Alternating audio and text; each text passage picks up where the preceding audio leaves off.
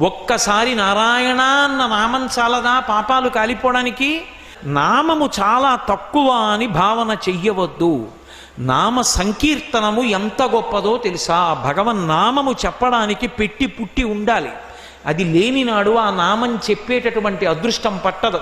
కూలిన చోట, కొట్టబడి కుందిన చోట, మహాజ్వరాదులన్ ప్రిలిన చోట, సర్పముఖ పీడలు పొందిన చోట, ఆర్తులై తూలిన చోట, విష్ణు భవదూరుని పేర్కొని రేనియ కాలుని యాతనా వితతి పూనరు కానరు దుఃఖభావముల్.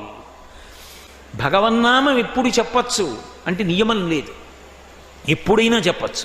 గజేంద్రుడు ఎప్పుడు చెప్పాడు? ప్రాణం పోయాడు ఎప్పుడు చెప్పాడు? ద్రౌపదీదేవి ఎప్పుడు చెప్పింది? ఏకవస్త్ర అయ్యి ఉండగా చెప్పింది సభలో. ఒక మంత్రం చెయ్యాలంటే నియమాలు ఉంటాయి. కదలకూడదు, అంగన్యాస కరన్యాసాలు చెయ్యాలి, దాని మీదే దృష్టి పెట్టాలి, వెన్నుపాము నిటారుగా ఉంచాలి, జపం చెయ్యాలి. భగవన్